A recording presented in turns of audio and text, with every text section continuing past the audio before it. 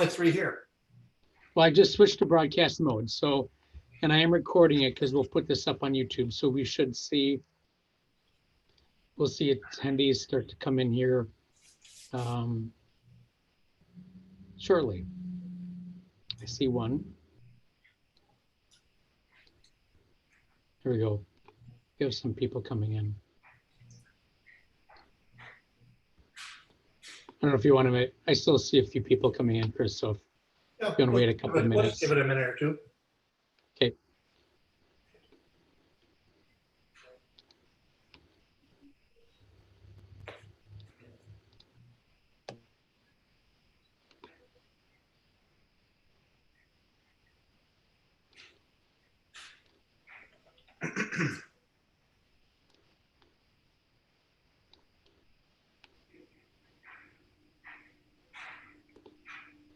All right, it's 6:02. Chris, looks like we got about a dozen people joining us.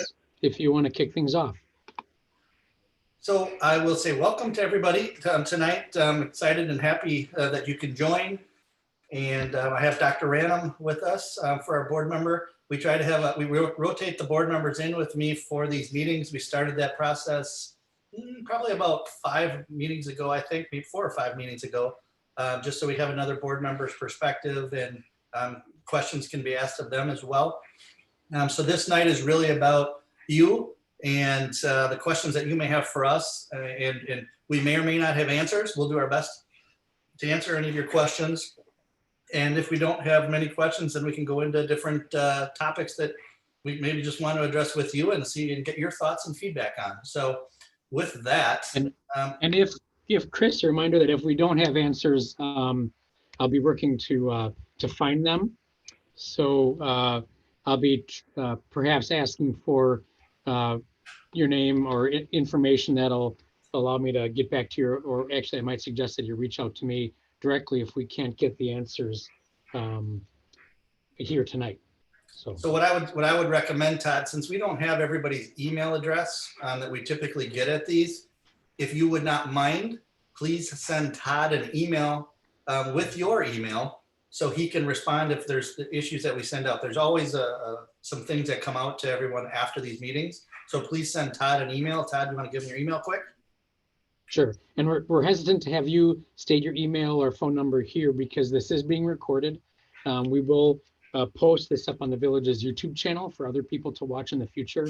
So that's why if you would probably rather, you watching would probably rather not share your contact information here.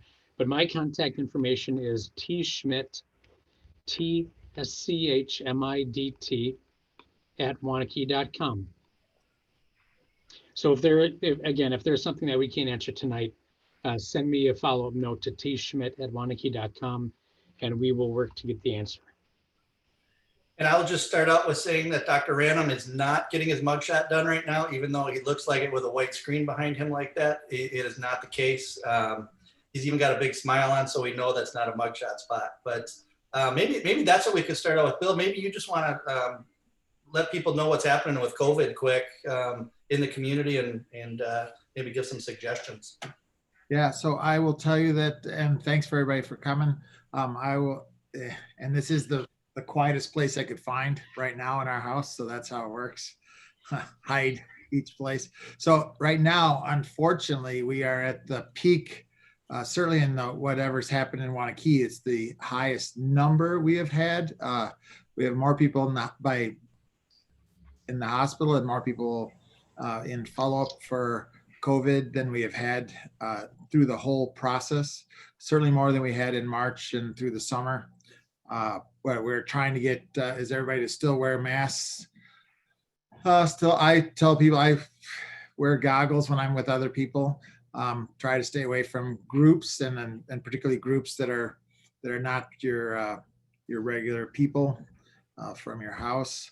The length of time that it takes for people to get from exposure to get sick is usually from 4 to 10 days. So it can be a while before you know if you've been or others have been exposed. We're involved in multiple contact tracings at our office and trying to get that settle down a little bit. But unfortunately, right now we're in sort of in the exponential phase, which means more and more every day, including at the hospital. So hospital usually lags about 7 days behind getting ill. Not everybody obviously ends up in the hospital, but enough people do, including we have people in their 20s to their 80s in the hospital right now. So, and that's So maybe one other thing, Bill, that you could address, because we're 4 days away from Halloween, and maybe you could give some suggestions on Halloween and how to handle that potentially. good. Yeah, the good news is that Halloween's a masked event.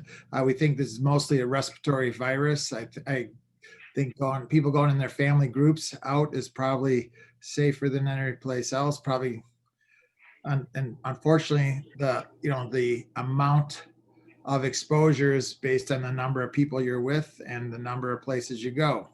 So staying the 6 feet away if we can do it. I'm kind of hoping people leave the stuff on the porch or have some other way to get it out to, I have seen all sorts of little contraptions, including PVC pipe and the grippers that we use for people that are handicapped, all sorts of different ways to get in the deliveries out. It appears to be more of a respiratory virus, though, than it is a contact virus. Leaving things in their wrappers for a couple days would be good if possible, but I've been a kid too, so it's hard to do. But maybe from the limiting your exposures is probably the number one. So I would just say if my children were still in that age group, my kids are more the ones that would be down on State Street, which would be a bad situation this year. Yeah. So they won't be going there. Yeah. And But- hopefully none of that happens. Yeah. But if I were it, I would have a couple of their favorite pieces of candy, and those are the ones they'd eat, and I'd let the other ones sit for a couple days. Right. So, Yeah. Let them sit if you can, and probably keep it to the people you know. So there, we did all your parenting in the community. I Yeah. know that everybody likes to have politicians telling them how to parent, but Right. I'll say that Dr. Random is a doctor also, and that's his first priority is people's health and safety. So that said, Todd, do you want to Yeah, give them advice on putting their hands up and all that stuff for questions? Yeah, for the listening session, raise your hand and we'll have people come in in the order that the hands are raised. So there's a control down below on your screen. I see a couple of people are starting to figure that out now. So just raise your hand, and as you do, I'll bring you in. I see there's one phone-in participant, and if you do care to speak from the phone, *9 is what you should hit on your phone, and that would raise your hand, and I can see that then, and I bring you in. So so far I have one, but feel free to raise your hands as the evening goes along. So, but I will bring in, it looks like Dave Dees. Dave, can you hear us? Yeah, I can hear you. Hopefully you can hear me. Yep, we can. Yeah. All right, great.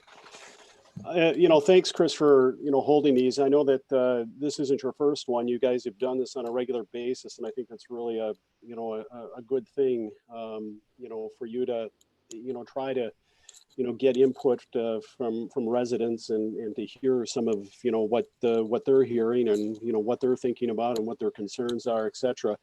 I don't think it's any surprise, but based on where I live, which is in the Lexington Heights neighborhood, I've been here since 1997. I actually lived on the other side of town since 1989, but moved over here in 97.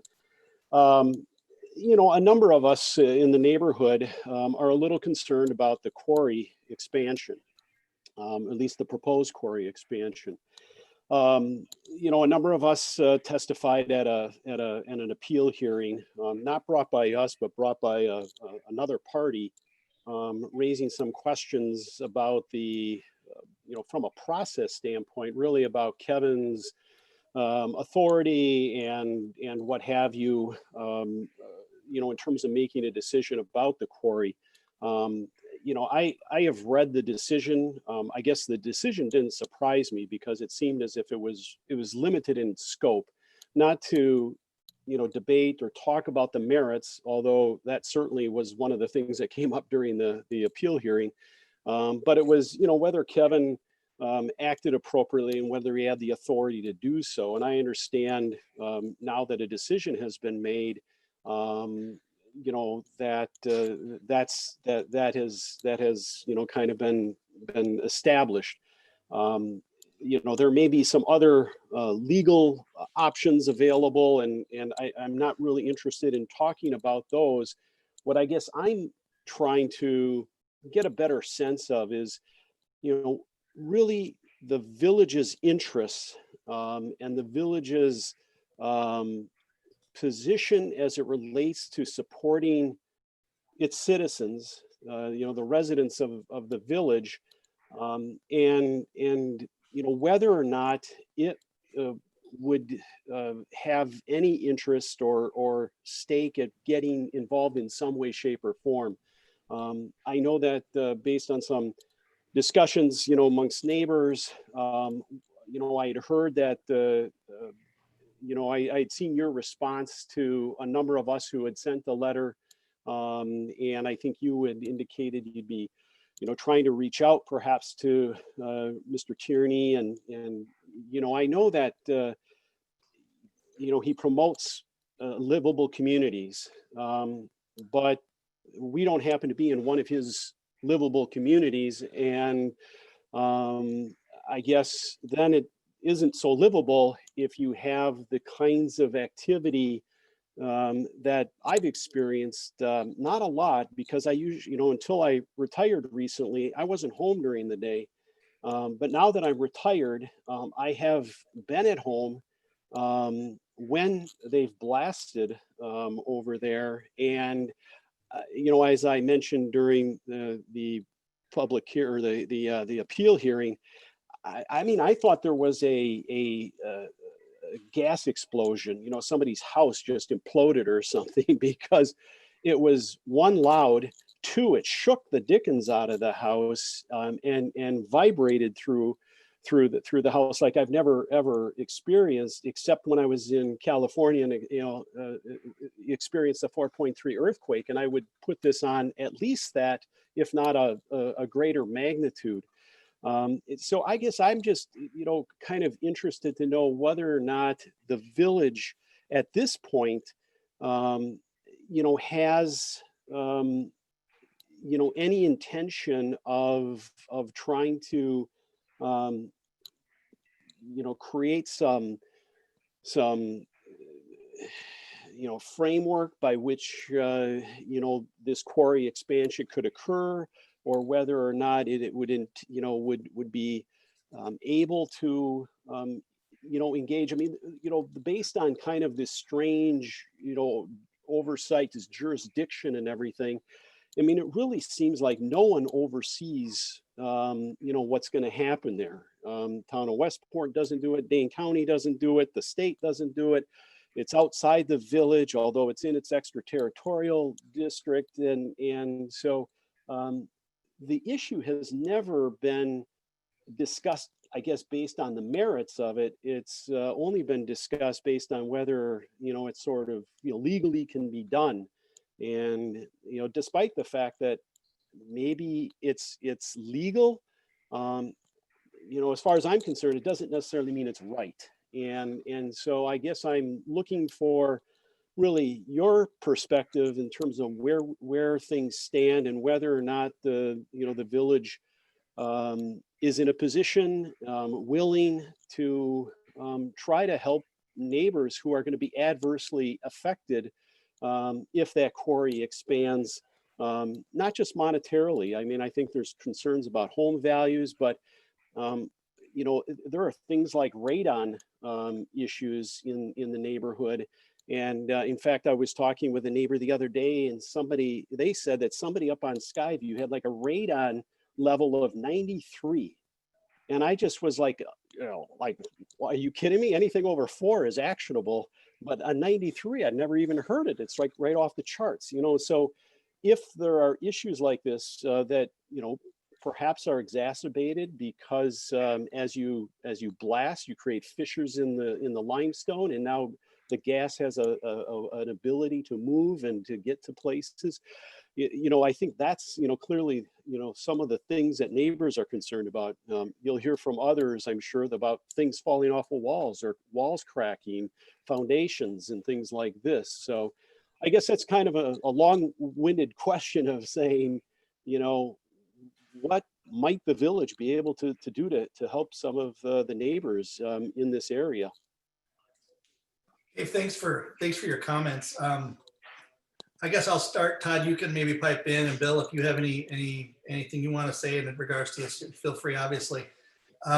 As many of you know, I'm assuming, my father lives at the top of Skyview, 2 houses away from the gravel pit. And I will say, when Dave brought up the feeling like an explosion, my brother was visiting from Hawaii. He was the only one in the house, and he thought that literally somebody dropped a bomb in the backyard. So I know exactly what you're talking about with regards to that. That said, I probably have a little bit of a conflict of interest if we ever did get to the board level with this. And I want to be very careful with what I say tonight, because if there was any type of litigation that would go on that we would be called into, I don't want to pin us into something on one side or the other. I know that's a cop-out kind of answer, but right now, as this is fresh, I'm listening to the residents. I've responded to the residents. I've talked to our attorneys in regards to this issue. I guess, and Dave, since we're talking, I know that you've been to my house on Lake Wisconsin, and this is kind of an example, a similar example to what I had there. We purchased the piece of land. We built a house, great view of a lake, and our neighbor decided to put an addition on and blocked our view of the lake. Did that hurt or help our value? It was his property, and he had the rights to do it on his property. It wasn't exceeding any height restrictions or anything like that. So that occurred to us, and it was one of those where it's like, what can we do? There's really nothing that we could do within that. This situation has some similarities to that based on what the attorneys are telling us, in that they've had this property since, I think, in the 70s is when this was deeded to be able to do this. I could be wrong with the dates, but I think that's what the discussion was. And that's probably all I'm going to say with regards to this. Todd, do you have anything you want to put into that as far as from the legal side of it with our discussions with Brian, or anything else with regards to Kevin and his role and the proper nature of what he did?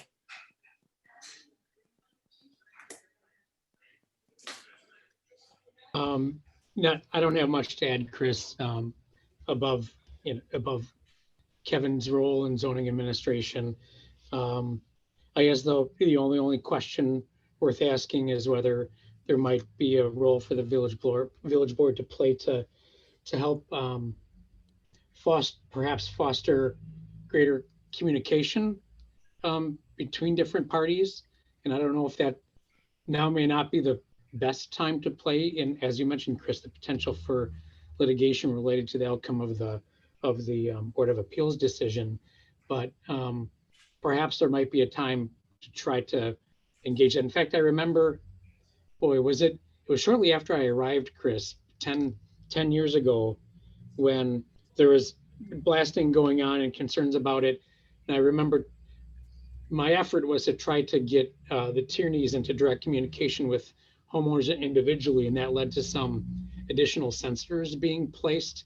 That doesn't take away the impact on the residents and what they're feeling in terms of the blasting, but it was what Tierney was doing to make sure that they're not exceeding any identified limits. But I guess with that said, my only comment was, is there room for the village board to help foster some productive communications between individuals? I guess that's something we can talk about down the road, Chris. And again, I feel for everything that everybody's dealing with over there, and I understand the situation. One thing that's troubling to me, Dave, that I didn't know and that you just pointed out, was that radon count being as high as it is. We should absolutely be looking at that. Todd, please make a note to for us to consider and go and look at and see what's the issue over there. That's not something that we. Can you guys still hear me? I'm not sure if I'm muted still or Nope, you're on. looks like I'm still my mic's still open. Yep. the other day, I actually, I don't know how many people in the village actually read the annual water report that the Wanakee Utilities puts out, but I tend to at least browse through it. Um, when I was reading that a few weeks ago, I actually kind of came across a particular section that talked about, kind of an assessment of the village's water sources. What actually feeds our aquifers. And it said, if you want to get a copy of the report, give Randy Dorn a call. So I did. I talked with him yesterday, I think it was. I know Randy because we have children same age, similar ages.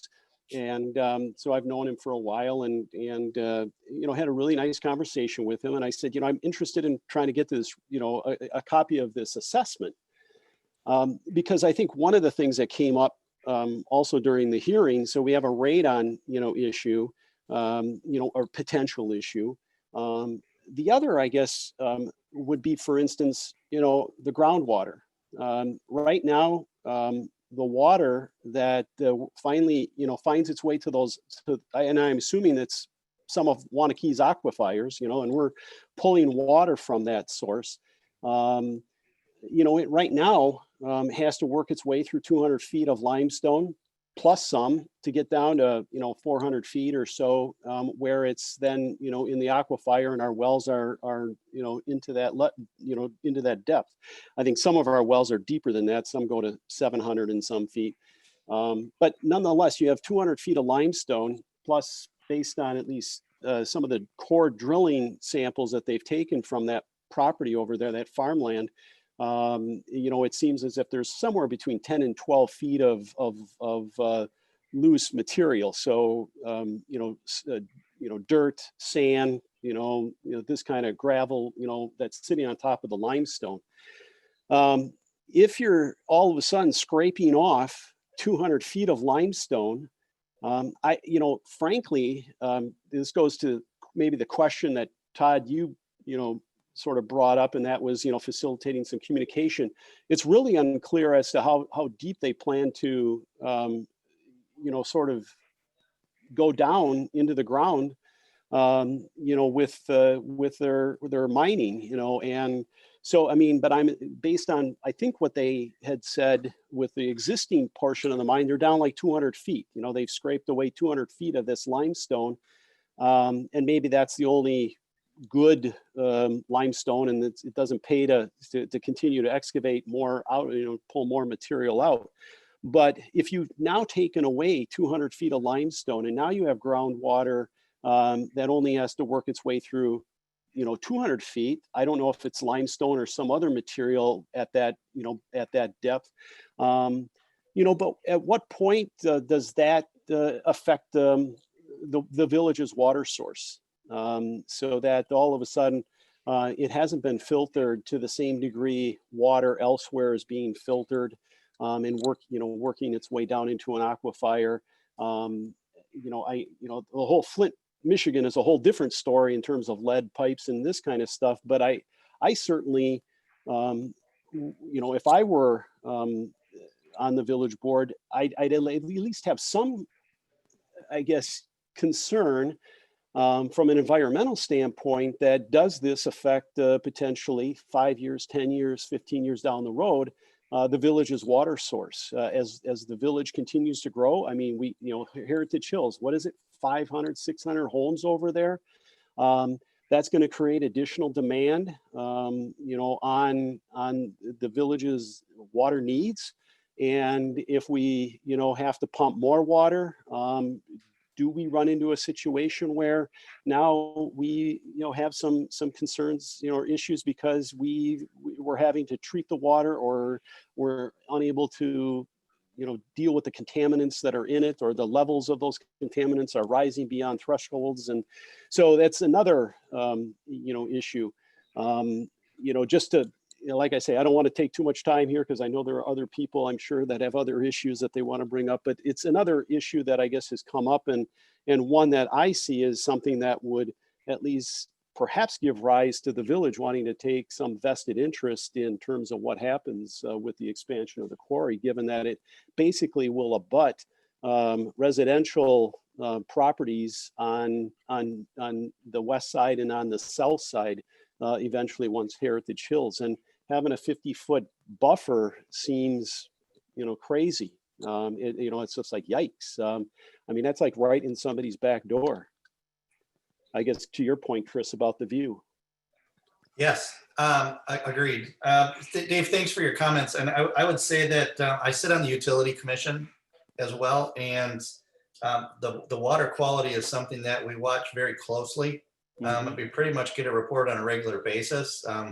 They do the testing annually, but they're really watching it daily, in essence, with taking the testing and making sure the water is safe and the levels are safe and secure. But I will take this to them at our next meeting and have a discussion in regards to what the potential impacts on that water supply with our aquifers is. I do know that in conversations that we have a huge abundance of water supply in our area. We're very fortunate for a community in that what we do have, but I will absolutely bring it to them and have this discussion at our next meeting. Bill, do you have any comments in regards to this? I apologize because I just don't know. Do we do any radon testing of our own in the village, or is that us?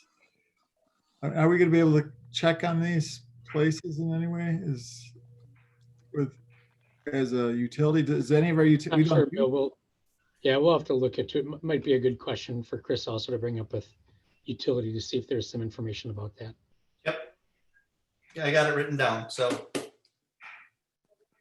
Dave, I'm not going to cut you off, but I'm going to let somebody else come into the conversation. And absolutely. If you have other comments or questions, please send us emails too. If we don't answer something fully that you're not getting, I want to make sure we get to that. So all of you that are listening, please send us emails as well. And like I said, Todd will be getting out information as we take notes on this. Okay, go ahead, Todd. Thanks, Okay. Dave. Thank you, Dave.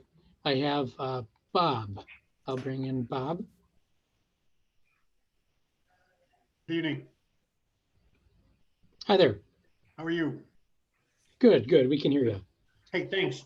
Hey, first of all, thanks to all you for holding this type of forum so we can listen to what's going on and what's involved in the community and what the future could hold, so on and so forth. I too have some comments in regards to the quarry that Dave discussed. And my home happens to border right on where the quarry will be. Okay, I'm on the west side of where that property is for the expansion.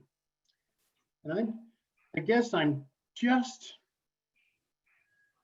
and maybe I don't know what you all know about this or not, but I'm kind of surprised and get the assumption that you all aren't aware of what the impact of this potential quarry can and will be for decades.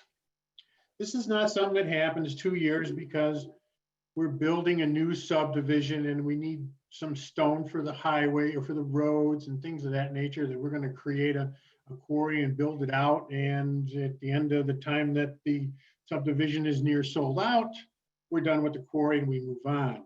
This is something that could be around for decades. More than likely, it will, based on the past history of the existing quarry. And it will abut to numerous households. So I took a little look at the Google Maps, did a little circle on different phasing of when the quarry decides to move south into that 30 acres or so. We have several people that testified at the call here several weeks back. And so we took their house, the furthest one away, who testified about excessive noise, damaging their home, pictures falling off the wall, and did a circle. And then I counted the number of homes. So, you know, the impact of what this could look like. The existing homes, as this moves further south, will, in that impact zone that I've created here, based on what we know to be where the furthest away from the existing quarry who's felt impact from this quarry. 139 homes existing.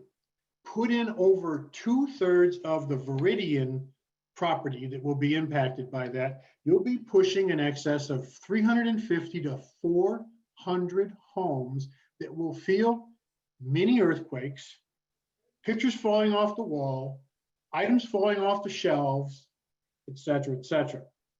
So that, I personally, as I live next to this and live about 2,000 feet away from the existing quarry, I kind of can deal with that. But when that quarry gets to be about 60 feet away from the back of my house, I'm not worried about a view. I don't care about the view. I'm worried about my house. You blasting when something you can feel is up to 2,500 or 3,000 feet away and pictures are flying off the wall. What will that impact be when it's only 50, 60, or 70 feet away from an existing property? It borders up, there's quite a few houses that border right up against that property where it's at. That cannot be good. And again, I understand that, Chris, you'd mentioned about the conflict of interest. And you said, yeah, it could be a cop-out. And I have to say, I think it is. I think that unless the law states that when a property like this quarry comes out, they notify people within 100 feet of that property. So your conflict of interest, if it's the second house in, is further than 100 feet away, based on the law of notification that somebody who's in that property is within 100 feet. So you don't really have a conflict of interest, okay? So I would say, as the village board, I want to challenge you guys to step up and understand the impact. Dave brought up the impact of the water table and the aquifer. There's more to it. There's storm runoff. Okay, what's going to happen with that? What happens to the financial impact to property values, taxes, so on and so forth, to the county and to the village? Okay, how long do we know how long it's going to be within the village? Again, how many people is it going to impact? Do we have any idea what this is, or we just let this happen? I cannot believe that you would just let this happen to a great community like Waunakee. And Todd, I think your idea is great about creating some kind of communication here. Let's open up the doors, talk to the Tierney family, talk to them about what their intentions are. But I got to tell you, it's really scary about what it could potentially lead to. And I hope you understand our perspective here. We're right on this thing. Dave's across the street, okay, but and a little further down. But as it gets further south, it's going to impact more and more and more people. And I'm getting the impression, based on the fact that nobody seemed to know about this for 2 years, except a handful of people in the zoning and in the county, because they had to send out a communication about the reclamation, that this is just going to blow in and we're going to have this here. I don't know, I guess I'm kind of frustrated in hearing that it's not about what you can't do. My question is, what will you do? What can you do? Okay, because we're responsible for the citizens of this community, and your role is to do that according to what the website says about what you're supposed to do. And I know Tierney has been an important developer in developing Waunakee. I scratch my head when the leaders of Waunakee saying that they can't get involved to somebody who's got such an impact in this town that maybe we won't get involved. That, I think, is a problem. And whether you talk to your attorneys or you talk to whoever, you have a role to stand up for what's right for the citizens of this village. And I just want to make sure that the trustees and the entire village board fully understand what the ramifications are. What does this quarry mean to Waunakee for 1 year, 2 years, 5 years, 10 years, 20 years from now. Because I don't feel that anybody knows. I'd love to answer questions for you in terms of what kind of my opinion is, but feel free. Bob, I will mention that even though it's just Chris and Bill here on the call today or on the Zoom today, I do send the recording out to the entire village board. So the full Right. board will have an opportunity. I expect very likely that they will watch the entirety of the listening session when we have it posted. Thank you. I'll just say, Bob, thank you for your comments, and I'm definitely listening. And if I seemed flippant or didn't answer it with my example about view, that was just using an example. It wasn't taking into the totality of the situation. I was just using that as an example. But I would say that I did indicate that I was going to be speaking to the attorneys, not the attorneys, the Tierneys, and I will try to push them. And the actions that we can take will be legal. It's a legal issue at this point within the zoning board. That's why the zoning board is established within state law. It's why you don't have any village board members on the Board of Appeals. It is their role and their duty to act and according to the laws. And they have a separate attorney from what we have as a village that handles this for them. And, as this case is moving forward, I'm assuming there's going to be some appeals from different lawsuits, so on and so forth. We'll be following that. And again, I do have a vested interest in this. And I'm being cautious what I say tonight because I want what's best for our community. And I'm not necessarily saying that I'm for or against a rock quarry. Where that rock quarry might be and how it impacts the residents of that area is very important to me, and I'm sure the rest of the board members. Part of it will be what we can or cannot do based on the state statutes and what the laws read.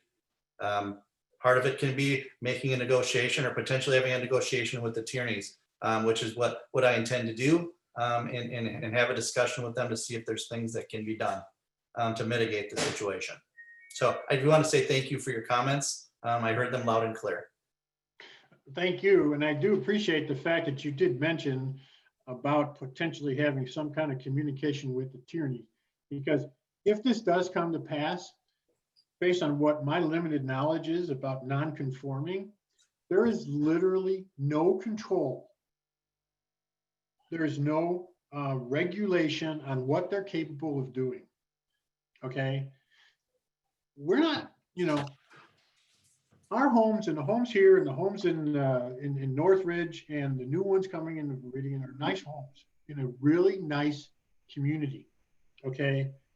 And I just can't imagine that we would just let something happen like this.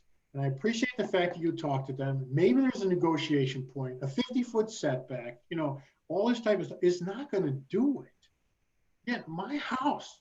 The main structure of my house will be less than 60 feet away from where they're blowing up rock 200 feet deep. And I'm not the only one who has that. Okay. So we do need you to step up and be the leaders that we expect and you have the obligation to the community. Tierney has options. We do not. Tierney has an option, and I'm sure when he bought this property, he had no idea that it was non-conforming, which he did get in 2015, okay? He was gonna buy that for future development. You and I and everybody else knows that's what it is. His option is he can go in here and develop and still make his money that he's done in every other piece of property that he's developed.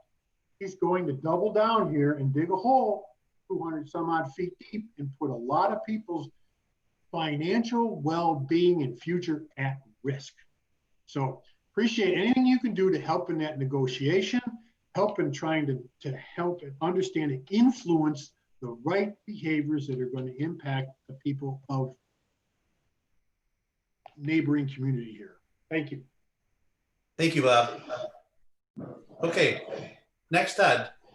Do we have any other? All right. Yeah, thanks, Bob. I don't have hands up Although, please, if you have an additional comment on either this topic or any topic for that matter, please raise your hand. I do have a hand up. And then again, reminder for the telephone participant, *9 would raise your hand. So Bob, I'm going to take you out. There we go. And bringing in Bruce. Okay, Bruce. Hey, Bruce. Hi, can you hear me? Yes, we can. Hey, Bruce. I don't want to rehash what's already been said. I have a couple thoughts again on the quarry. Again, I live right next to the quarry. Just like the Bob Raisins, it's in my backyard. It's going to be 50 feet away.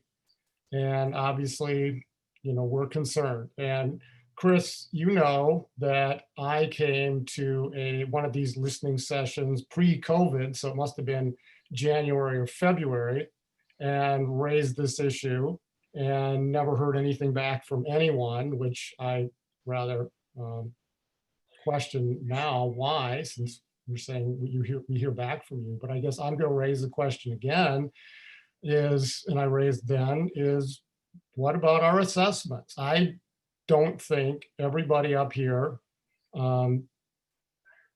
should have to go and argue that our property values individually, our property values are going down. I think that's a village issue. I think it ought to be discussed with the assessor as to what possible reassessment and reexamination there can be, because I don't think there's any doubt that once this starts, our properties are just going to go down and down and down in value as this thing gets closer and closer and closer.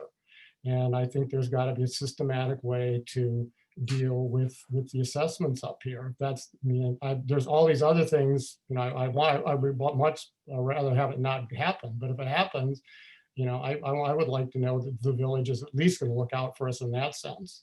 Because again, we don't have the sense that the village has taken this very seriously, which I hope I'm not insulting anyone, but that's how it rather looks to us. So I really would hope you would, address that issue and respond to us as to what can be done, because the requirement that these 350 houses are all going to individually have to every year or every 2 years go before the board of review and complain that this is getting worse with or without results. I don't know. And I don't know what the effect is on our values. I don't know if it's changed 10% just because this has happened. I don't know if it hasn't changed at all yet. But if this happens, it's going to change. I don't think there's any doubt about that. And I think the village ought to care, because its tax base is going to go down, or it should go down. If it doesn't go down, we're really getting ripped off. I mean, right now, Bob and I are paying a premium on our assessments, or have an extra $10,000 added on because we have our lovely open view to the country. Well, I think the open view to the country is going to be rather outweighed by the quarry coming at us, to be quite honest. And if they pile dirt behind us like they say they're going to, so they can have a berm, I don't think our view to the country is going to improve. The second point I'd like to make, or second question I'd like to ask, is in relation to what the village can do, is will the village, or would the village look into partnering with the town of Westport, since we obviously aren't Westport residents and this whole thing's going on in Westport. Obviously, zoning, if this stands, is not going to control, but there are, the provisions for general welfare of the community, and except we are not in Westport. So, but I'm wondering if the village could be an agent to deal with that, to try, and if not voluntarily with Tierney, then some kind of regulation in terms of usage on that property, reasonable time restrictions, reasonable noise restrictions, anything like that. I don't know exactly how it's done. Obviously, it can't be done by zoning if this isn't overturned, and I'm certainly not predicting that it's going to be overturned. As it stands right now, it's ready to go. But I think the idea that this can go on infinitely in time, with no end date in sight, that they can blast 100 days a year, or 500, not 500, but 365 days a year, or 1 day a year. We don't know. And the idea to have a meeting with Tierney's, I've gone to meetings with Tierney's. I've heard about their good neighbor policy. They tell us they have this wonderful blasting guy, and the blasting guy follows the regulations, and they're willing to send us an email when they follow the state standards. And we've heard that. And that's, I think that's their idea of being a good neighbor. And that's their idea of what they'll do for us. It's not much. And I think there has to be, if at all possible, there has to be real, on paper limitations placed on this quarry, whether it's by agreement or by ordinance. But if it's got to be with Westport, I don't think the people here have a very good leg to stand on. So I'm hoping that the village might help us out. So that's basically what I have to say. Thank you. And I also want to say thank you again for your service working on Public Works with me years ago. So That was personnel. was that personnel? That was personnel. Personnel, years ago. Years ago. And you were a guy who wrote a lot of statutes and stuff. Is that correct? Edited, not wrote. Edited? Okay. So I I'm very appreciate- aware of the statutes. Yes, I appreciate your comments, and yeah, we're going to be addressing those. I can't divulge what I plan to do because I don't think it's going to put me in the best light to help you, and that's part of why I'm being quiet right now, frankly. So, and Roberta's there reporting. I think I saw her name on the list. So again, I want to be cautious from a legal standpoint on how I want to proceed here. So thank you, Bruce. Sure. Thanks, Bruce. Appreciate it. Thank you. Will I hear from you? Yes. Thank you. I have a hand up, Bob and Terry. Okay, should be good to go. For me? Hello, We Bob. can hear you. Is that a yes? Yes. Okay. My name is Bob Harvey. I live right on the western edge of the mining, and so I have to mimic what Bruce and Bob said about living right on the edge of it. Just a couple of things. I don't know, is it possible to get any kind of contractual commitments from Tierney on what activities will take place and when they will be done? Let's say, for instance, sunset limitation on activities? I think the discussion absolutely can take place. From a legal standpoint, I'd have to refer to and ask from a legal perspective what rights we all have with that. Okay, then can we get feedback on that when it's done? Sure. Okay. Secondly, I'm guessing no environmental impact study has been done. Is that correct? Not to my knowledge, Todd. It's not in Winnicky, so I don't know if we would have had it, that it would come before us there. I'm not particularly aware. It may have been, but I'm not sure. Who would be responsible for getting that done? I can look into that for you, Bob. Okay, what I'd like is to get a commitment from someone doing an impact study, because that's a normal process in instances like this, is my understanding. So could I get a commitment from either Village of Wanakee or the town of Westport? Well, obviously, we can't speak for the town of Westport, but from the village's perspective, again, I have to refer back to our attorneys right now that I have to consult with them to see if we are in a position to be able to do that.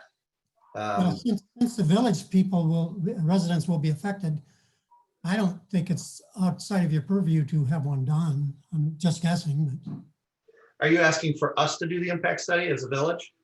well, I think that could be possibly done because certainly village residents will be affected. So what I've been hearing is a lot of, and this is just based on what I've heard tonight, whether it's a radon issue, a water issue, a damage to our home issue, to just what impacts overall this is going to have to that subdivision. What are our rights as a community right now based on the law and where it stands with the Board of Appeals and the zoning board of appeals. The question I think you're asking is if we would do a study. Until I'm on solid foot, that would make a difference for us to do the study within the law. I don't see where I would say that, yeah, we need to go spend the money to do that. Now, if we spend the money and the law is going to be the law and we're not going to have, it's not going to matter. I don't see where that would help us to do that. However, back to your point of, some sunset provisions, or maybe we can modify.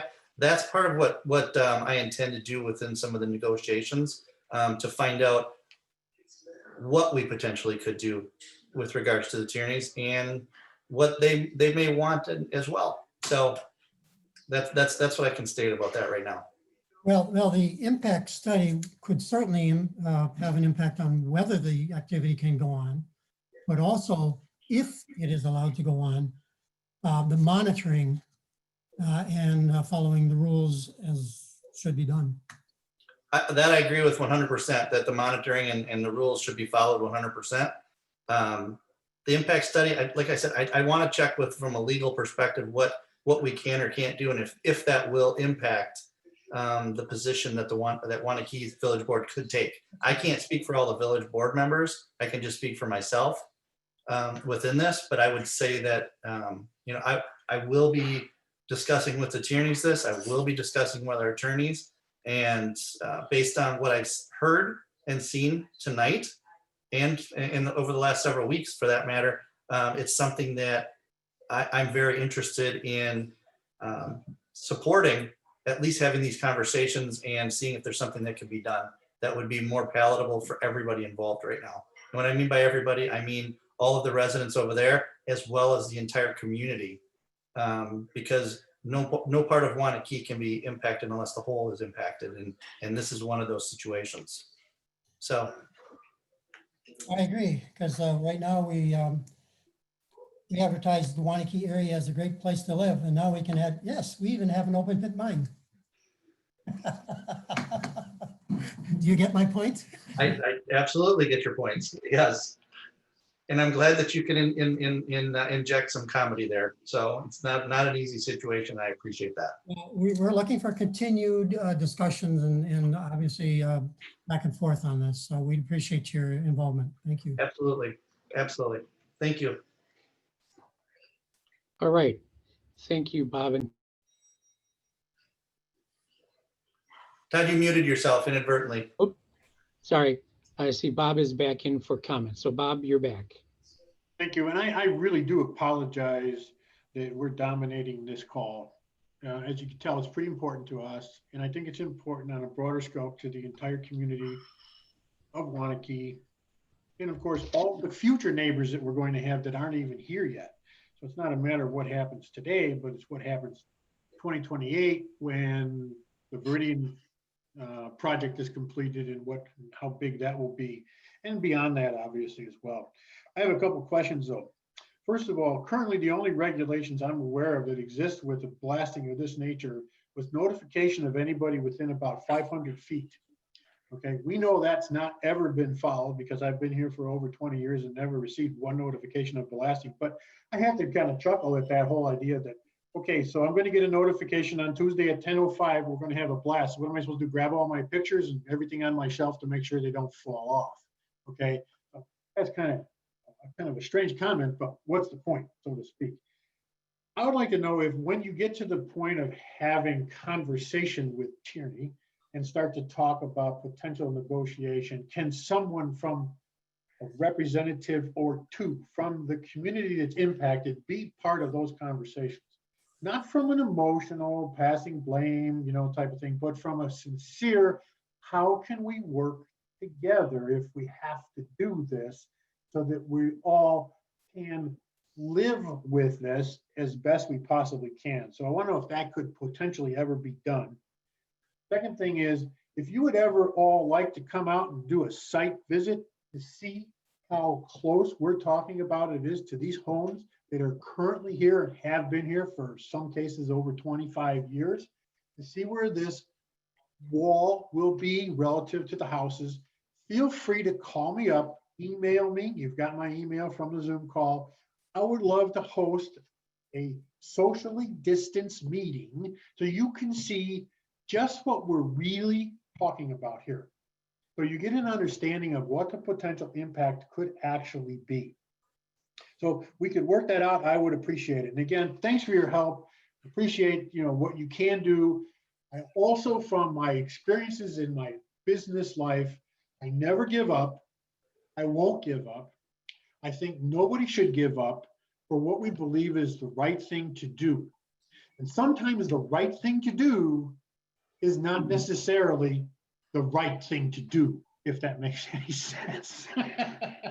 Whether it's legal or not, it doesn't mean it's done. Okay, that's just what I'm trying to make the point of. Thanks again for the call. Bob, thank you for the comments again, and I'm happy to come out. I have not been able to get up to visit my father as much as I'd like to with COVID, but I would be happy to come up and go and tour this area with you. Let's try to do it before it gets a lot colder, though. That's just my personal request. So sometime in the next week or so, if you can please send an email to Todd and I'll coordinate with it to get out with you. Fair? Chris, can I ask a question? Sure. Yeah, I'm just because I'm this very new to me. And maybe Bob can, how often, I know nothing, so I'm just asking, how often are the events happening? How often does it occur? The blasting. Well, as best, I'm assuming I'm still on. Okay, I see it. There's not a pattern to it. I have to say, I haven't heard a lot as of this past summer. I'm going to go with about 3 or 4 times. And I could be wrong, but that's what I'm getting at. Because some of those could be mixed with what was going on in the blasting in the Viridian development. Okay, so you're happening kind of simultaneously, so it's kind of hard to tell which was which. Okay, but I'm guessing in a normal summer, we probably have 8 to 10 times.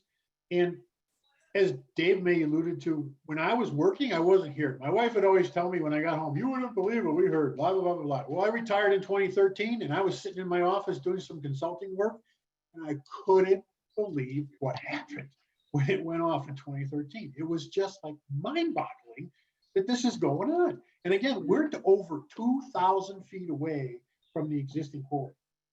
Okay.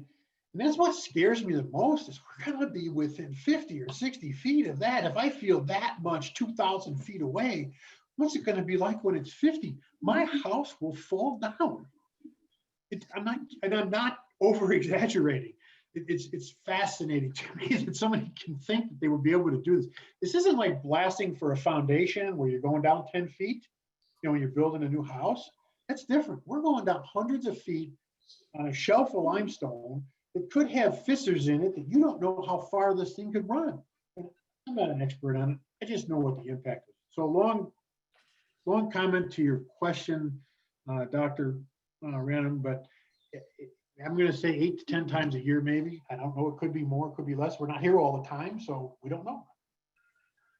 Thanks.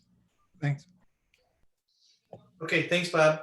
Thanks. Okay, thanks, Bob. I do have, I got an email from somebody who is on the call watching, but they aren't able to use their speaker. So from Julie Yeager, another point would like to make is the village not concerned about further growth to the east and north of the pit.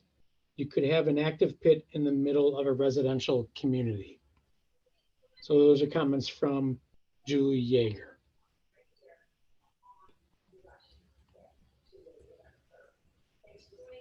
Okay, with that, I have Mike that I'll bring in and allow to talk. I made note of that in my notes with regards to the north and Yeah, I east. got it. Just letting him. I got it too. Yep. Go ahead, Mike. Hey, thank you, Chris. I just want to say, this is Mike Brandt, by the way. Thank you, Chris, for doing these listening sessions. I always think they are wonderful that you do them. I don't know a lot of other communities that do them regularly, so you always will get credit in my book for doing those. And thank you, Dr. Random, for being here as well as you too, Todd. Thanks, Dr. Random, again for serving on the school district's medical ad hoc committee too. I know you have a lot on your plate and spending that time is really valuable to us. So thank you again for doing that. I guess my questions are both kind of related to that whole COVID related subject. And I popped on here in the last 20 minutes and didn't get a chance to hear the start. So I apologize. This has already been asked. I heard a lot about blasting. My first thought is, I guess, do either of you feel that there is some ability or responsibility for the municipalities in the area? I mean, obviously, I'm talking about Wanakee here, to do anything to empower either law enforcement or otherwise regulate some of the things that are causing some more of the spread in our community of the virus. I'm sure we're all hearing about like large gatherings, and I know businesses need to operate, but I've also heard that law enforcement, either the sheriff's department or Wanakee PD, have said that their hands are somewhat tied by local ordinances not doing more. And while they could enforce Dane County ordinances and public health orders, they have some trouble with that. So, I mean, to make a long question short, is there anything the village can do to kind of step in here and take a leadership role in trying to get people to get right? Because I'm concerned that there are things that are outside of, so say for example, the school district's control, to limit spread in the community, and that will create it that much harder for schools to reopen. This is Bill. I obviously share the frustration because of what you missed is me complaining about how many new cases we've developed in the last 5 to 10 days. It's that I was telling everybody, I tell everybody, it's like we're basically I believe we're on the exponential phase of this right now. And we have more people in the hospital than we've ever had and more people ill than we've ever had in Wanakee. I know the village board has done some declaration type things, but I don't know what, Chris, and maybe you guys know more about what our legal role is. I feel that we have had sort of a fatiguing of the community, and I don't know how to, and I understand why, because it's been such a long time. I'm also quite hopeful because in January and February, I believe the vaccine will be available and things will improve, but I would just love a way to reinforce the concerns that maybe we should be being more careful for the next couple of months. And I don't know if that's again, the police is a difficult route because that might produce more resistance. I'm trying to find a way to get, is there a statement that we should be putting out and Westport be putting out and maybe the school board be putting out to sort of hope for more enthusiasm? How's that? I do fear what's going to happen right now. It's already happening. So that's my 2 cents, I guess. Thanks. So Mike, I think what I'm hearing you ask is, we have rules that have been put in place as far as gatherings, masking, social distancing. And I think your question is if we have situations that are happening where people are pulling together and gathering more people at we'll just say somebody has a party and they have 50 people at this party. Is there something that from a law enforcement aspect that we can do? Is that what the question is? Yeah, I mean, I've heard from not just one and not just 5, but I would say at this point over a dozen people who have said they've reported instances of large gatherings or mass gatherings or businesses that are not following public health orders. And the response they've more or less gotten is either from the range of, well, they've got a business to run or they've got to make a living, or there's nothing we can do about it because there isn't any law to enforce because it's just a public health order, which legally I disagree with because there's a Dane County ordinance that they could enforce. I'm not aware of any village ordinance that they could enforce though. So I guess that's why I'm asking, is that there any thought of doing anything from a village aspect? And trust me, Westport should look at it too. But is there anything you think a village aspect could do from the standpoint of a statement or an ordinance to ensure that local health orders are being followed? That's all. Todd, do you want to take, I mean, from what we can do there from Dane County? I mean, I know that our police don't even take the calls. So do you want to share that with what the process is? Maybe that's just it, residents knowing what the process would be, the proper process to take care of it. Yeah, I think I don't want to speak out of turn. I think I might best defer to Chief Kreitzman. And Mike, would it be okay if I have the chief reach out to you directly? And perhaps additional communication about what process is would be worth considering. But could I have him give you a call to discuss your concerns some more? Yeah, that'd be great. And maybe if he had that call, we could set it up with Dave Betcher, who's the president of the school board, because he's obviously the representative who can speak on everyone's behalf. But that's a conversation we've consistently had of what can we do to try to get everyone trying to be rowing in the same direction, so we're all working together here and not at cross purposes yet. And I think we're all kind of, as Dr. Ram said, they're frustrated that fatigue is setting in. And yeah, that'd be great to talk to Officer. Okay, the other thing I'll do, Chris, is reach out to my colleagues at the League of Wisconsin Municipalities to see if there's, obviously this is new and evolving, but see if there's some aspect of best practice that we might be seeing across the state. Different parts of the state are under different restrictions as relates to authority of a public health department. Some communities have their own health departments. State statutes prohibit Wanakee from having one, but there may be some good examples out there. So I'm willing to do that research as well. So I kind of came up with this concept, Mike, and it's not a complicated one. It's pretty simple. I'm only so smart, but right now I view this as a tug of war that the virus is on one side and the people are on the other, and the virus is very efficient with what it's doing, and our tug of war squad is all going in different directions, and that's why we're losing right now. So with what you're saying, it completely makes sense. It's a matter of our public understanding and hearing on a consistent basis that this is a virus that needs to be contended with. It's getting worse. It's not getting better. It's a difficult environment right now with a presidential election and everything from a media coverage and what's being stated. And I'm not going to get into a political debate about this one right now. No, that's not my intent. But the miscommunications and different information that's being disseminated out to the public has also caused this to be a challenge. I'll leave it at that, and I'll make sure that Todd follows up with Adam. And then once there's something that could be done, maybe it's something that we can post on our website, on the village website, and maybe get something into the Tribune in regards to it. Okay?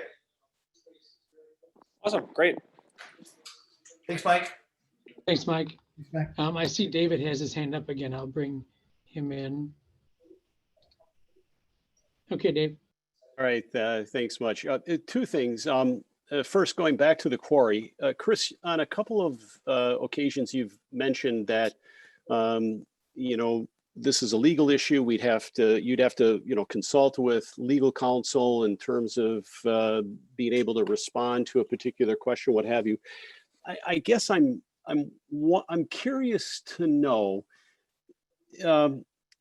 when this issue was being when it first came to the village, it really was something that the zoning administrator was faced with making a decision. At that point, Kevin reached out to the village attorney and got input from the village attorney. But during the zoning appeal board hearing, Kevin, it seemed, was then represented by Brian. So Brian, while he was involved with making the decision early on, when Kevin reached out to him, so Kevin was consulting with the attorney, so he was part of the decision-making process. But in that zoning appeal hearing, all of a sudden, Brian was also now representing the villages. At least that was my impression. So I know a conflict of interest has come up a couple of times here, but I'm perplexed as to kind of the role that legal counsel is playing in this, so that if you now reach out to Brian again, it just troubles me that these roles are getting very blurred, and maybe it's just me not understanding his role and what have you. But I just share that comment because it's somewhat concerning to me. The second issue, I guess I wanted to just, as you folks probably know, at least Todd and Chris are aware, my wife has been a poll worker for quite some time for the village. She has elected not to work this poll because she has seen these numbers going in the wrong direction. And I guess what I'm wondering is, what's the village doing to really protect those individuals who are still going to be working the polls? Because I guess she never, as far as I know, was getting information in terms of, yes, we have some barriers and what have you, but for instance, in Wanakee, those poll workers work essentially before sunup to after sundown. It is a 16, 18, who knows how long this shift will be this coming election. But they're there from 6 a.m. and those same people are working the entire duration until 10, 11 at night.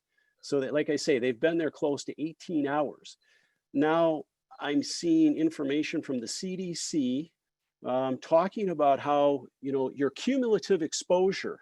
So, your exposure, and this is kind of part of one of the discussions that Lori and I had was, should we be doing this, particularly with, having a new grandchild and our interest in being able to see them and be part of their life. We've made compromises in other ways so that we could do that. And this is one of the ways where she's not going to work the poll because it would otherwise mean that she's probably going to have to, isolate for about 14 days after working the polls just to be safe. But in any case, I guess it's a question that I have is like, what's the village really doing to protect those workers? So that people, because my understanding is, you're encouraged to wear a mask, but you don't have to wear a mask and you can walk right into those polls. And so again, just maybe not much of a question, but more of a comment. And I just hope that the village is doing enough given these spikes that we're seeing. It's, kind of concerning, and it was an issue that confronted us, and it's something that we think about. So first, I'm just going to say thank you again to your wife for the time that she's put in over these years, many years. I'm always impressed with all of our poll workers. As you said, they put in long hours that day, which a lot of people don't realize. I wish Caitlin Steen was on here to address this with you. That's been a priority from day one, is making sure that we could have safe polls for people to go to, both for our workers, but also all the residents coming to vote and cast that. That's one of our one of our rights that we have as citizens, that we don't want to have people denied that right. And I don't want to make this a political discussion tonight with regards to all that, but I would hope and pray that all of our people stay safe when they do this. The village, I don't believe we've had any directive other than to make sure that we can make it as safe as we possibly can make it, to the point of the poll workers being there many hours. I don't know what Caitlin has planned for that, the total amount of exposure and time. We have put up barriers. The last elections seemed to go fine, the ones that we've had already during the COVID time.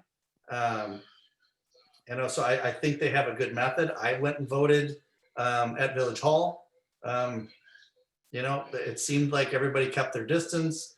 The time was efficiently spent, which we're fortunate here in Wanakee. I think we do a fabulous job, and I think we did a fabulous job with the last elections to get people through. but I think it's important that people have their opportunities to vote. And again, I want to make sure that all of the residents and poll workers are safe, the best that we can do. Todd, could you address that at all? I mean, Caitlin would be the best one to address it. Yeah, Obviously. she would. And I appreciate Dave's concerns about the poll workers. I was out earlier today in the front lobby here at Village Hall, thanking them for their time, and they sit there. I mean, they have a couple of shifts, but they're here at Village Hall from 7 until, well, 4:15. That's our open hours for Village Hall absentee voting.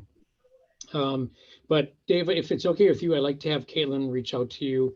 The other thing that I would note is that we actually had Caitlin specifically give a update on election procedures and safe election procedures during the last village board meeting. So you may want to go back and peek at what she shared there. But I know she didn't specifically talk as directly about poll worker safety as she did addressing kind of the general public and the safe polling place they're providing for them. So is it okay if I have her give you a call to follow up with your concerns and questions? Yeah, you bet. Okay, I'll have her do that. Thanks, She's got Dave. a lot on her plate. It might not be within the, Yeah, within 12 probably hours, after but- the election. That's quite right. well, no, I'll ask her to get a hold of you shortly. Dave. And that's fine. Like I say, it doesn't need to be before the election. It's just, I just want to make sure people are kind of thinking of, about this, because it's not like, there was a lot of communication, to at least far as I know, to poll workers kind of saying, hey, we're going to do X, Y, and Z and what have you. It's just, okay, we got these shields and things like this. And, that's great. But when you start to hear about how the spread is fairly significant and again, kind of this cumulative contact, all of a sudden you can get to 15 minutes real quickly over an 18-hour period. That's a thoughtful concern. I do appreciate. Bill, were you going to share? Because our thing is at the hospital where we have many shifts to go through, we have really quite good evidence that if you wear, and I'm not trying to drop the concern at all, but You muted, Bill. so at the hospital, we ask people to wear eye protection and masking, just because we have really quite good evidence that does a very good job of protecting and limiting the amount of exposure. Obviously, they're more on 8 to 12-hour shifts, the nurses there, but they've been able to limit any exposures. We haven't had direct contact exposure infection if people are wearing the proper, which is eye shields and face masks. We've had really good success. So I'm hoping the same can happen at the election. And I'm very grateful for all the people who do serve at that level. So thanks. I think one of my concerns, is that, people are kind of bringing whatever masks they have, are they being supplied with a, particular type of mask? Is it a bandana? Is it the cloth mask? We do know that they have different levels of protection. My wife and I, we've kind of joked, we don't wear our contacts anymore. I wear my glasses all the I wear time. your glasses all the time. Chris has made fun of me a couple of times because I wear goggles lots of times when I show up at the meetings, because I wear goggles most of the day. I mean, Yeah. when I'm in public, I wear goggles. But, like I say, is that uniform across all workers? Like I say, I just don't know if, there's been any consultation, kind of with, here's what we should be doing to protect those workers, from a medical perspective. And I guess that's why I asked the question, because you were on the Right, and I'll check with Todd and Caitlin, but from what I've seen, from what I've heard, it sounds like we are there. It's just, it's such a sneaky little virus, so we spend our time trying. Basically, I'm telling people you have to protect yourself, right? I mean, I can't make somebody wear an adequate mask, right? I can't. At least I don't know how. I mean, we can protect ourselves, and so far, protecting ourselves has worked. So that's. But what the other thing I do know, David, is that I've seen on Caitlin's schedule, I know she and her team have attended a number of sessions put on by the state and federal Elections government Commission. on poll worker programs. and poll worker safety. So she's definitely learned up on the subject. It's a new version of election, that's for sure. But you may, I think you'll have a good conversation with her. I've asked Okay. her, already Fair enough. emailed and asked her to get a hold of you. Yeah. All right. Sounds good. Thanks. Thanks, Dave. Thanks. Okay, Todd, go. Yep.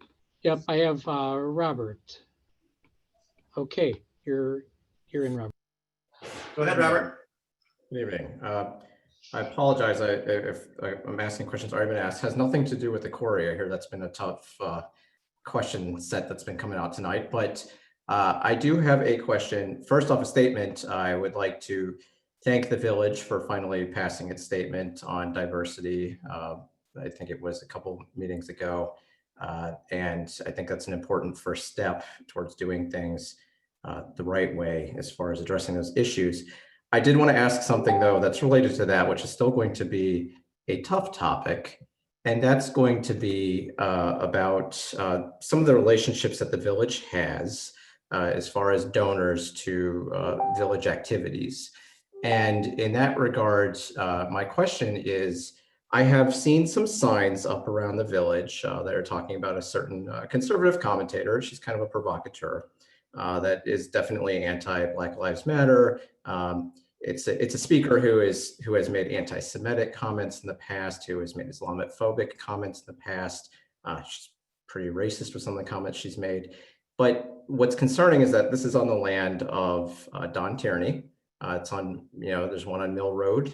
There's another one on Q at the Assemblies of God Church. These are two people in our community that are involved with a lot of things, sometimes quasi with the government as well. I know that Livable Communities by Don Tierney is one of the biggest donors to Wanna Boom. And I know that there's kind of a close relationship there, as he is the largest land developer in the village, not a resident of the village. So it's a little interesting that he puts up political signs in the village, but regardless, his choice, his land. So my question is, in the spirit of the village taking these steps to address equity and inclusion, would the village consider divesting from donors that espouse views that are clearly divisive and intended to harm minorities and those in the village that are not white and not Christian?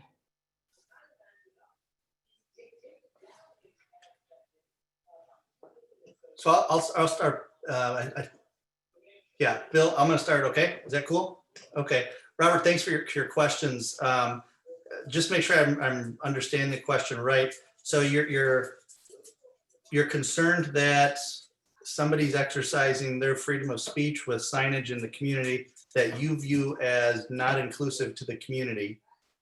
And if they were to make those statements, which are racist, bigoted, whatever word we want to use for it, we should not accept any funds from them for various events that are supported in the community. Is that what I'm hearing? Specifically for events in which the village is the owner of. Like, for example, I know that the village runs Wanna Boom. I mean, we have a committee. It's quasi-governmental. Well, it's governmental completely. I know that the village, while they have partnerships with the chamber for other events, those are private events that are run by the people that do it. So for example, the Assemblies of God Church, that's Leonard Allen. I think he runs some of the events for the chamber. And while the village may contribute to those events, they're not village events. Wanna Boom is a village event. Correct me if I'm wrong, but I believe that is the case. So in the cases where the village is acting as the organizer of the event, would the village no longer accept funds from those members in the community at whole? It doesn't matter if it's Don Tierney or if it was David Duke. If he said, I wanted to give you $5,000 to put my name on a banner and be at Wanna Boom, would you exclude them knowing that the message that they send is very divisive to the community? I guess I don't know the answer right now that I'm going to say to that. That would be a village board decision as a whole. I would say that I am completely 100% certain that I want to have an inclusive community. Black Lives Matter, and we need to treat all citizens with respect. And with regards to Mr. Tierney, I think it's hard for us to say if somebody has freedom of speech and we're trying to take that away from him, in essence, by stating we wouldn't do that. Could we? I guess I'll have to think about that. Bill, do you have any comments? I think we all are pushing for an inclusive community, and I apologize for not knowing a ton about what Robert, about the speaker or anything along those lines. So I apologize, Robert. But I do think we are pushing for equal standing in the community, and I just don't know enough. So I'd have to, obviously, I'm sure we'll hear more, and I apologize for not having it. I mean, I don't expect people to be aware of every speaker that's out there, Bill, so I wouldn't hold you accountable for that. I don't think many people even know. Unfortunately, I do, because, well, when somebody says really anti-Semitic things, it kind of pops up in the news that I read, you know, coming from my background. So I'm unfortunately aware of who the speaker is, so I have to see it every day when I take my daughter to daycare, that there's a big poster on Mill Road that says, you know, go look at this speaker on YouTube. And while I'm not questioning anybody's ability to their First Amendment right to speech, I know that it's protected, sacred, and people are allowed to say whatever they want, in whatever horrible way they want. I'm concerned that there's no consequences in the community if it's still, you know, this person can make these comments and then turn around and contribute to public events and get their name out there in public events that are sponsored by the government, and that the government fully has the right to say, you know what, you know, you say some things that really turn off people in our community, and maybe that's not, you know, maybe you're not the best sponsor for this anymore. I understand that can be difficult, though, because he is a very large donor to events in the village. I've seen the numbers, and I can see where it would take a lot of courage to stand up to someone that gives you that much money for your events and say no. But it's very concerning, you know, if there isn't any consequence in the areas where there can be consequence. And believe me, I'll be asking other organizations, not just the village, if they still, you know, would proudly take the money from somebody that's pushing a hateful message. But it's just, you know, you're just one organization of many that I'll be asking the same question, which is, would you divest from a donor that is frankly trying to push messages that are incredibly toxic, and, you know, at a time when the village has already been struggling to give a clear, cohesive message about, you know, to minorities, to minority groups, that you turn around and say, well, but their biggest donor is pushing, you know, very large anti-minority group messages in the public forum. So I'm not saying that that people do not have access to, or I'm sorry, do not have First Amendment rights to free speech, but that doesn't excuse them from consequences for exercising those rights. Okay, I can appreciate your comments, Robert. Thank you. Thank you. All right, thanks, Robert. Mike is back. Here you go. Hey, thank you. To piggyback off that last point, just so Robert doesn't email me, I don't know of any donations that Don has given to the school district in some time, so you can take me off your list, Robert, if you're still listening. The only other thing I was going to ask was, Dr. Randall will be giving his opinions on some questions the school district will be asking of him on the 9th, I believe, when they have another meeting. But because I don't really get to ask any other elected officials kind of what they think about anything, because I can't ask any other school board members about anything, because it would be, you know, vote totaling or vote counting and probably illegal. So I never get to really talk with anybody outside of meetings all that often. So I guess this question is more for Chris, and really, and I know this is important to you too, because you have family that works in education, and you have family that's went to school here. And I asked this question to almost everybody about what we should do, but we're the only school district in the county that actually has, public school district that actually has 3rd and 4th graders already back in person. We have kindergartners through 2nd graders already in person, and 4K has been operating as normal, but we don't have anyone back in person, or at least no one significant from 5th to 12th grade. And that's kind of the next step the school district's going to be looking at in the next couple of weeks. So my question is more or less, you know, as not even necessarily as village board president, but even just as a member of the community, Chris, what do you think the school district should do in terms of getting kids back in person, if you have any thoughts on that. I have a lot of thoughts on this. It's 7:30, so I'm Bill. I know you're obligated till 7:30. I've never cut one of these meetings off, so I just want to state that right off the bat. You don't that generally these go from 6 to 7:30. So that being said, Mike.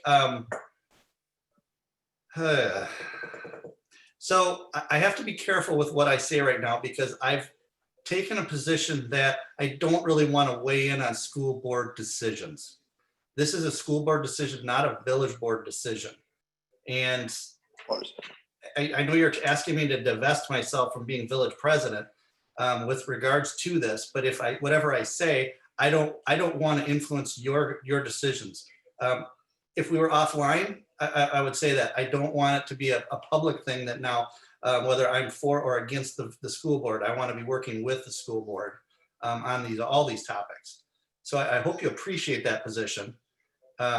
Because I don't think it's right for either board to influence the other one. You I have, actually respect that. That's a good, very good answer, actually. So I respect that. okay, then we'll leave it at that. Dr. Ranum, I mean, I don't want to put you in that position either. So, as a village board, I think the school And I board. will be meeting with these. I don't know if Mike is at the meetings directly or you get the indirectly, right? You're when we're doing the medical one, you get the reports. Is that how it works? I watched the first one twice and I stood outside during the second one. So I listened. So I would also add, Mike, that I 100% support our school system. And I know that the community supports our school system. And I will tell you that the decisions that you're making are always going to be in your minds to be the best for our students, but also our community as you guys are going through those decisions. Will everybody agree with them? No, we know that everybody's not going to be in agreement. This is a tough topic, but I will say that from a support and what's important to our community, the school district is right there for probably one of, if not the most important thing in our community. And for years, and I've been here 50 years, the school has been priority number one for our community. So you guys just have a large shoulders to take on this. And I know it's a difficult topic for you. And I'm just going to leave it at that, if that's okay. Fair enough. I mean, if I said no, it wasn't okay, would it make a difference? I would say I will talk to you offline if you'd like. Fair enough. We can set that up. Thanks. Okay. Thanks. All right. Thanks, Mike. All right. I show, let's see, Jerry and Linda, which one do we have joining us tonight?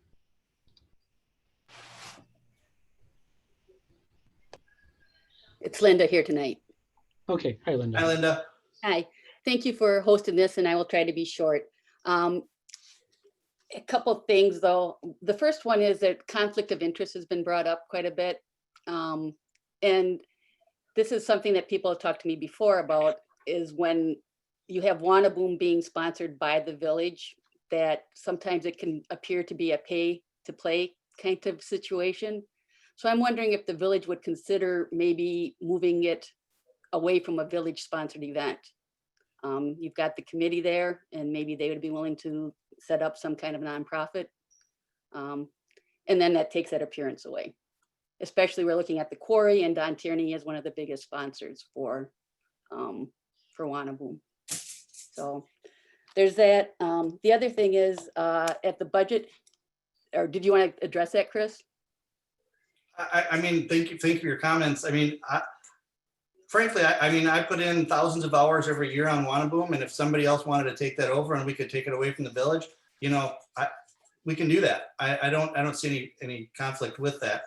I work very hard every year to try to get donors for the event so it can take place. We have not put it on the taxpayers to have the event.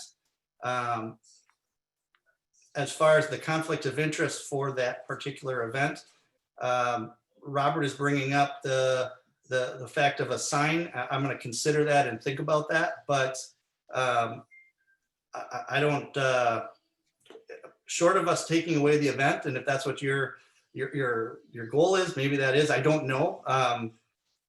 There would have to be people that would be willing to fund this or have the village fund it for us not to, because if we're saying that one business has a conflict of interest, every business that donates to that would be a conflict of interest. So to Chris, take, I'm so sorry. to- I'm not asking for it to go away. I'm just saying that I don't think it should be the village that's sponsoring it. Because the village makes decisions from these donors. yeah, so the village, as far as roles, and Todd, you can speak up to this if you want to, as far as clarification. But the main reason for the village participation is really the insurance of the event, that it goes under the village's insurance. If you take that part of it out of it, that's really the funding source that the village is providing, along with a little of our volunteers, obviously, our fire, police, not police, fire and EMS, and then our police being in there. So we did somebody had requested it, and I know that we did a study on how many dollars were truly spent from village. And I don't remember the number, but it was a very small number, what goes into that event. That said, the insurance part of it is a big deal, and that's the original reason for it. And why we have that. If we take the village context out of it, I think it'll be difficult for that event to take place in Wanakee, the way that it's set up, structured currently. Go ahead. So how much is the insurance cost? Do you know, or Because it falls under our general insurance for the village, it really doesn't increase our costs on our insurance. okay, But because it falls under ours, that's why our policy covers it. but the chamber would probably have a similar kind of policy, I would think. I could check with the chamber. I don't know the answer to that. Then the other Those thing are I wanted certainly to, things we can look into. yeah, I don't want to see the village get in trouble with perception. And I know this is your baby, Chris. I'm not trying to dismiss all the volunteering that you do for it. I'm just saying that it doesn't look good sometimes. Okay. The other thing that was talked about at the budget meeting, when the budget was talked about, was EMS maybe having some changes made. And I was trying to understand it. So would it be, you're thinking that the EMS would be basically run out of Wanakee and then do a bill back kind of thing to the rest of like Westport, Vienna? So, yeah, this is Bill. Sorry. So you've been in town long. I don't know if your family ever volunteered on EMS or any of those things. But the EMS has changed from pretty much a volunteer organization to a large component of a paid group, which brings in a whole different set of issues as far as HR and scheduling and arrangement, because the volunteers they're a great group and they ran everything for, I think, 2.5 decades, right?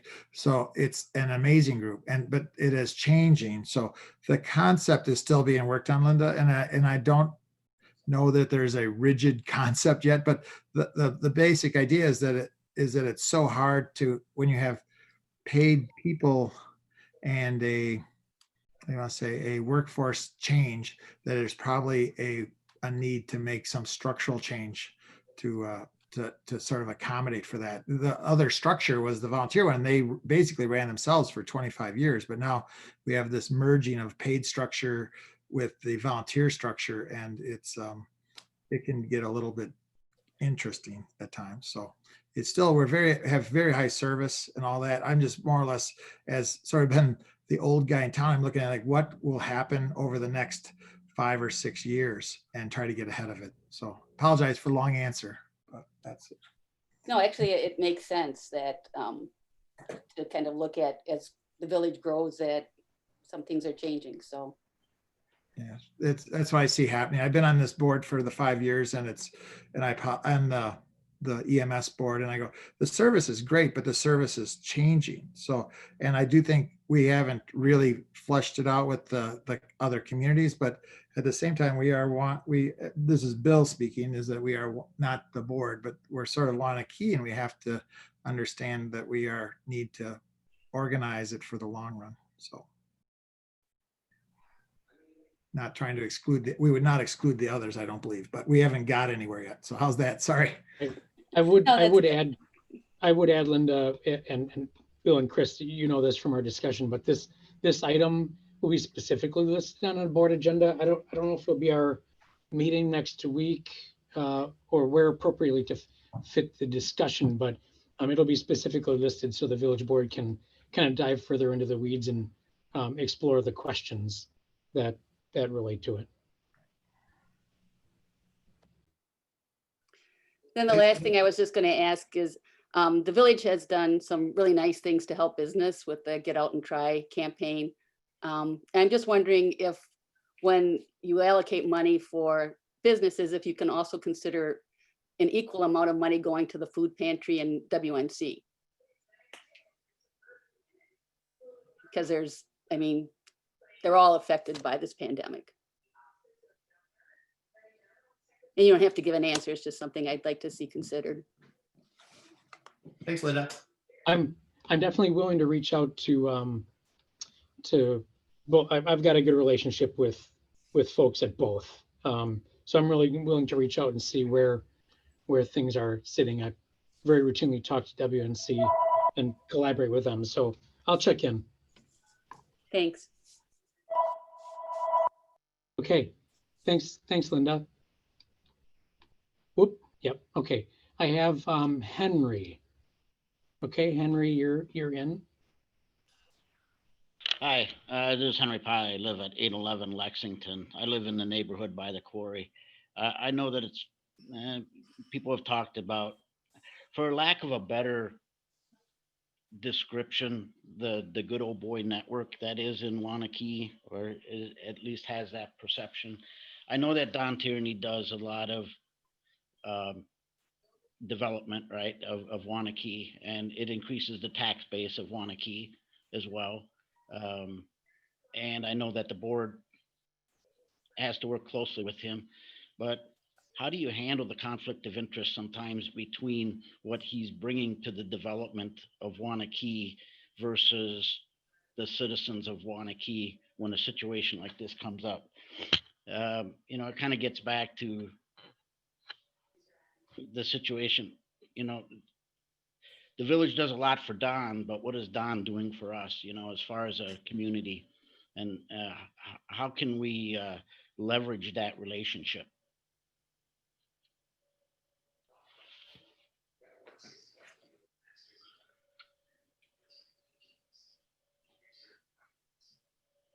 I'm pondering your question, Henry. Yeah, right now. I've been pondering myself how to really ask this in a good way, So one thing I'll say, and it's the people of a community that make the community what it is, and it helps to make the community great. But I also would say that Wanakee is what Wanakee is currently because of Don Tierney in a lot of respects, as far as the new development goes throughout the community. And we are considered the most desirable community in the area. And Don's had quite a bit to do with that. The people in his subdivisions, as well as the community, have benefited greatly from parks that he's put in, that the village frankly would never be able to. And if you look in the parks, the different parks, you can see that, what he's provided into those. Granted, people pay for that to live in those areas. The lots are considerably more expensive, but he's putting a lot of that money and investing it back into those parks. That's just one example, but your question's a pretty deep, loaded question. There's a lot to that, and I don't think that I can do it good justice just by spurring off the cuff about it. But I think, Don, it's in his financial interests for us to have a great community, and that's going to be part of the conversation that I have with him when I'm talking to him about the quarry. So, Okay, I appreciate that, Chris. okay, thank you. Thanks, Yeah. Henry. Any other questions? All right, Henry, did you have anything else, sir? No, I Okay. appreciate you taking the question, although I know that it's wasn't phrased very well. So, No, that's all right. Appreciate you joining us tonight.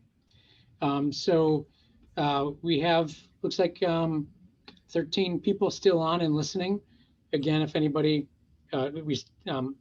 Chris, as Chris said, we're happy to stay here and hear and try to address your questions or concerns. So if anyone else cares to share, raise your hand.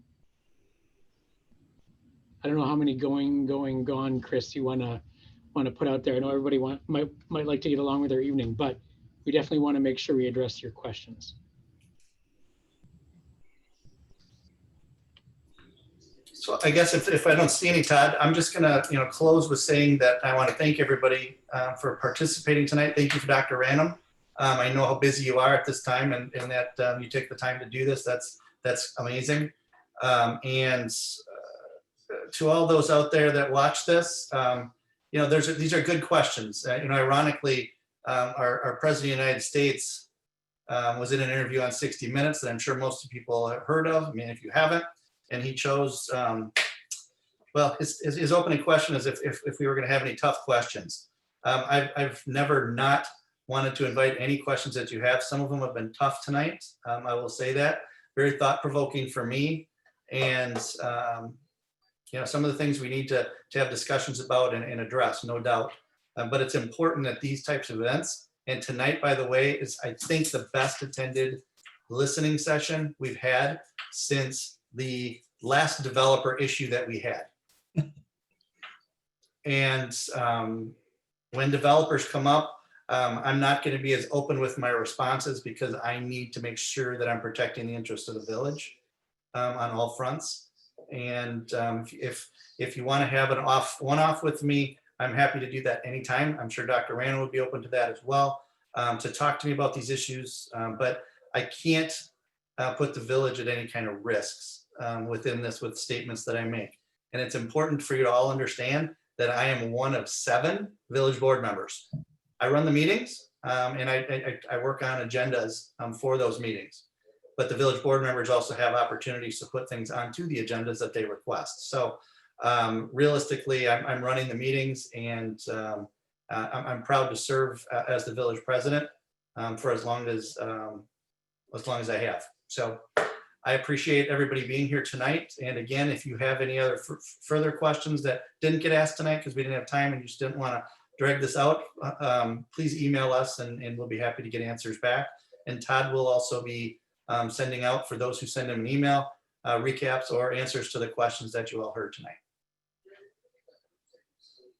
Todd or Bill, any closing comments for you? No, thanks. I would just add that just because we click end on our session tonight doesn't mean that the door is also closed to hearing from you. Again, my email is tschmidt@wanakee.com, tschmidt@wanakee.com. I've been watching my Surface computer here, and I've already got a couple of emails that have come in. So appreciate that, and appreciate the participation. Thank you, everyone. Bill? Have a nice. You're good, Bill? Wear a mask. Wear a mask. All right, thank you, everybody. Thank you.